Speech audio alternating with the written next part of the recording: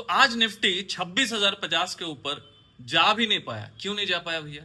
कल साफ साफ डेटा प्रेडिक्शन करके बताया था 26,050 और 25,900 ये जोन एक रेंज दिख सकता है। और पूरा दिन मार्केट खुलता है, खुलते ही एकदम सड़सड़ा के थोड़ा नीचे आ जाता है।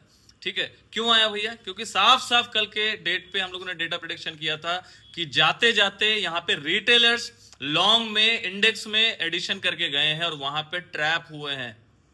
ठीक है, ये डेटा जो है ना, हम लोग फ्राइडे क्लास के स्टूडेंट के साथ अच्छे से पोस्ट में लिख के डालते हैं ना, तो समझ आता है। इसलिए मैं बोलता हूं कि डेटा से एक दिन पहले का मोमेंटम समझ में आता। देखो, बुलिश होगा बेरिश होगा, ये कर लेंगे वो कर लेंगे, बात की बात है। पहले तो स्टडी करना चाहिए हम लोगों को कि कल का सेंटिमेंट क्या हो सकता है। 100 दिन में आप सही 70 बार 80 बार हो सकते हो, 20 बार गलत भी हो सकते हो, लेकिन उसके लिए स्टडी नहीं छोड़ सकते। रिसर्च ऐसा ही होता है।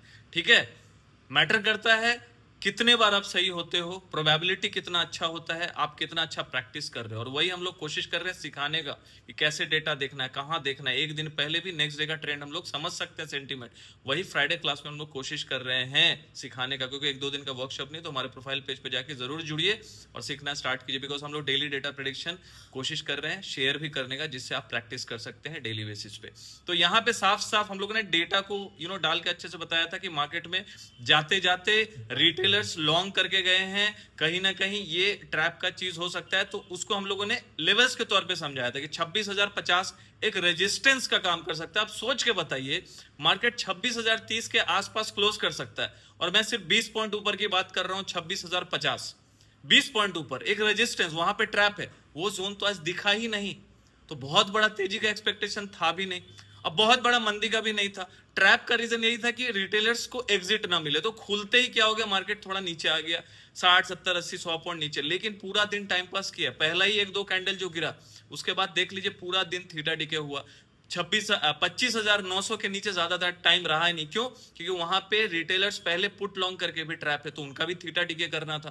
पुट लॉन्ग करके भी थे, और जो लोग कॉल शॉर्ट करके थे, दोनों ट्रैप थे। तो पूरा का थीटा डिका जो एक्सपायरी था हो गया। अब उसके बाद 900 ब्रेक किया, हालांकि क्लोजिंग अच्छी नहीं आई है, वीक क्लोजिंग है। 20 SMA के नीचे कामकाज कर रहा है, 20 MA के नीचे भी क्लोजिंग किया। So it's not a good closing, but again data prediction बहुत अच्छा काम किया है।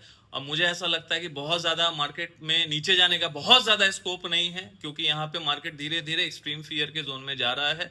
ठीक है, और वो एक अपॉर्चुनिटी बुल्स के लिए हो सकता है। बाकी देखिए, डेटा को देख के हम लोग प्रेडिक्शन करते रहेंगे। तो आप लोग भी जुड़े रहिए और लाइक एंड कमेंट करना ना भूलिएगा। Thank you.